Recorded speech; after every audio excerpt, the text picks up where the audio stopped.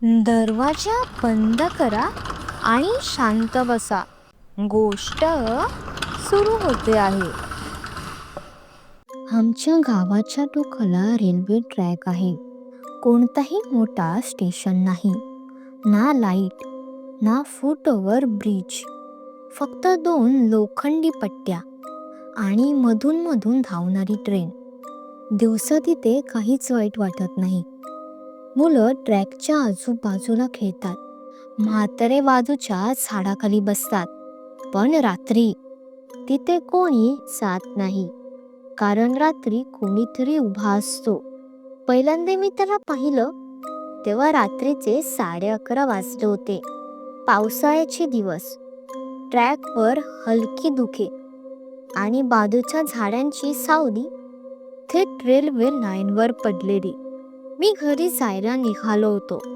लांबून ट्रेनचा आवाज आला आणि तेव्हाच मला तो दिसला.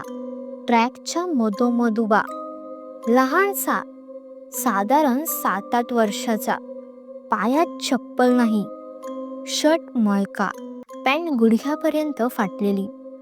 पण ते सगळं बाजूला राहिलं, कारण तो हसत होता, कोणालाही न पाहता, फक्त ट्रॅककडे तोंड करून. मोठ्याने नाही, शांत, स्थिर, अजबसू. माझ्या अंगावर लगेच काठा उभा राहिला.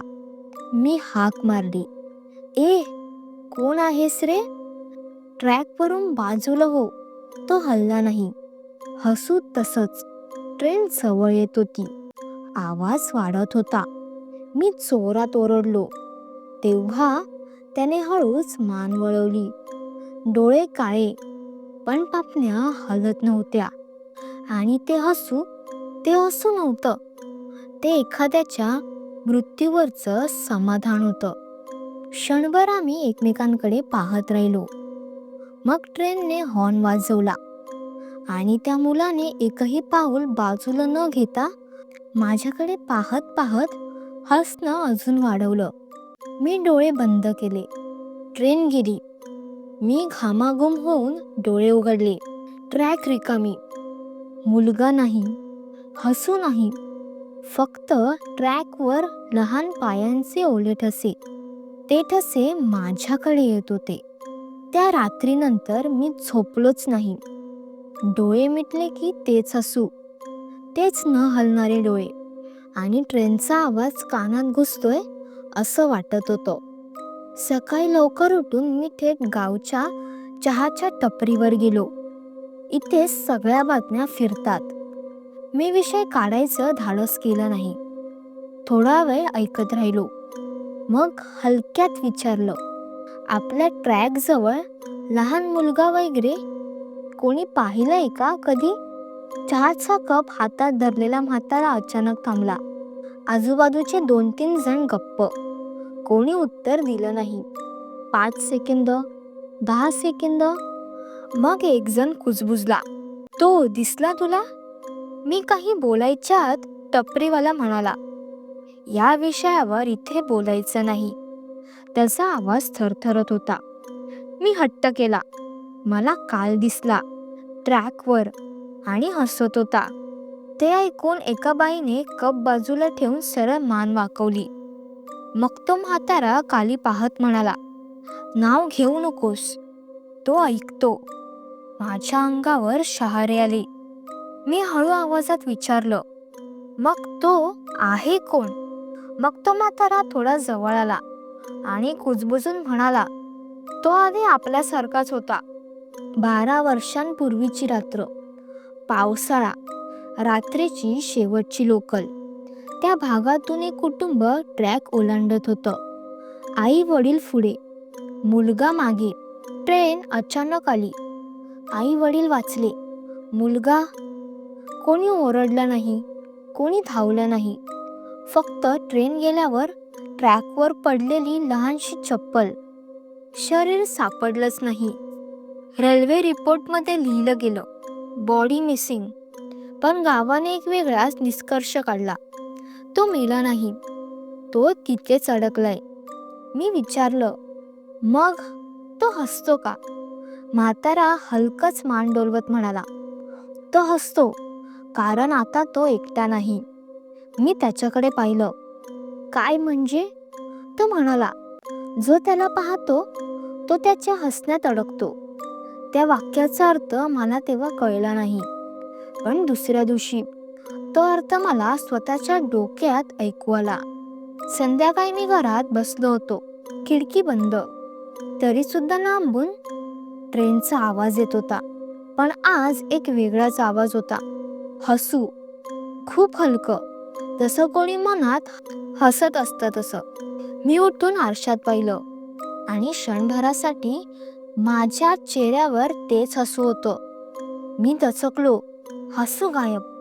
पण मला तेव्हा कळालं, तो फक्त ट्रॅकवर उभा नाही, तो पाहणाऱ्याच्या आत येतो. त्या रात्री मला झोप लागलीच नाही. डोळे बंद केले की तेच हसू मेंदूत फिरत होतं. जणू कोणी आत बसून हसत होतं.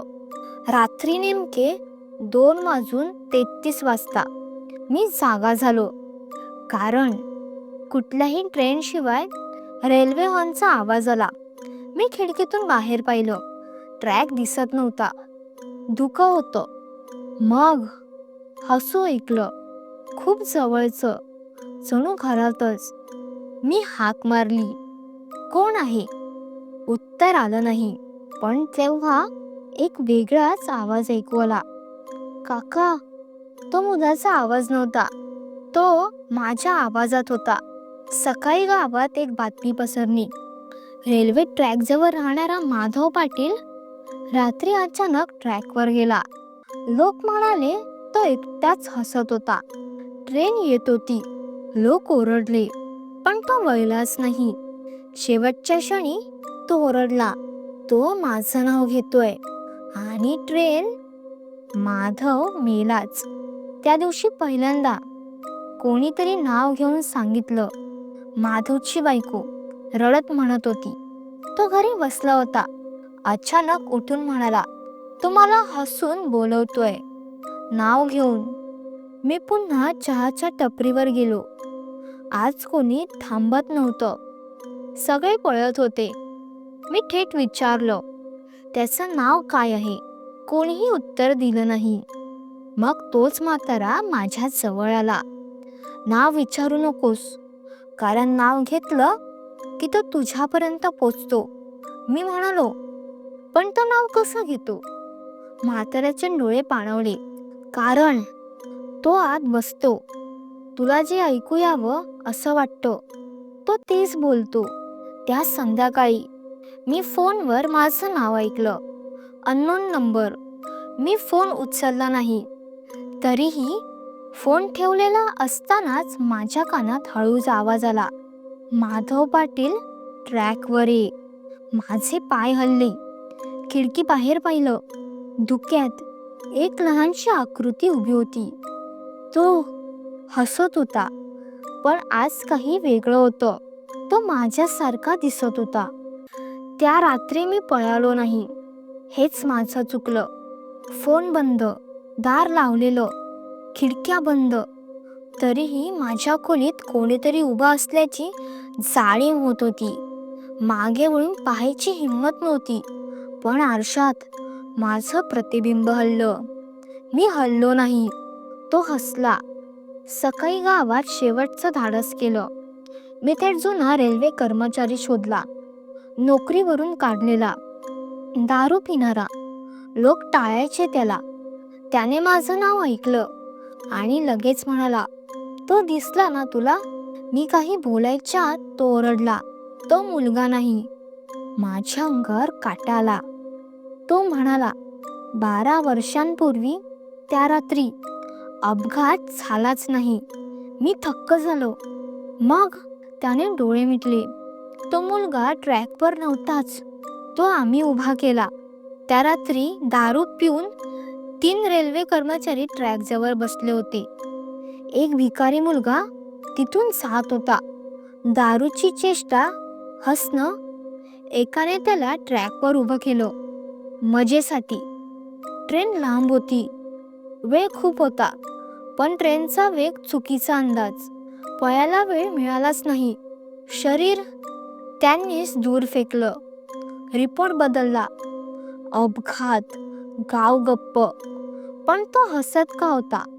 रेल्वे कर्मचारी रडत म्हणाला. तो शेवटी हसला होता. मी त्याच्याकडे पाहिलं. तो रडला नाही, ओरडला सुद्धा नाही. तो फक्त आमच्याकडे पाहून हसला. जसं त्याला आधीच माहीत होतं की आता तो कधीच जाणार नाही. त्या रात्री मी पुन्हा ट्रॅकवर गेलो. का गेलो माहीत नाही. धुकं, शांतता. तो मुलगा उभा होता, पण आज तो माझ्याकडे पाहत नव्हता. तो ट्रेनकडे पाहत होता. मी विचारलं, तू कोणाला शोधतोयस? त्याने पहिल्यांदा बोलून उत्तर दिलं, माझ्यासारख्याला. माझ्या डोक्यात कळालं, तो सूड घेत नाही, तो बदल करतो. जो त्याला पाहतो तोच पुढचा तो. हसू कायम राहतं, शरीर बदलतं. आज या घटनेला 9 वर्ष झाली. आजही त्या ट्रॅक जवळ लोक म्हणतात, एक मुलगा उभा असतो, पण कोणी सांगत नाही. तो मुलगा माझ्यासारखाच दिसतो.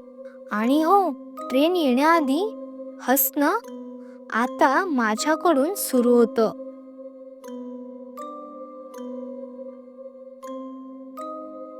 जर ही गोष्ट तुम्हाला आवडली असेल तर व्हिडिओला नक्की लाईक करा आणि अशाच भयानक गोष्टींसाठी माझ्या SG हॉरर स्टोरीजला सबस्क्राईब करा. पुढच्या रात्रीच्या थरारक प्रवासासाठी भेटूया. तोपर्यंत सावध रहा, कारण भीती सुरू झाली आहे.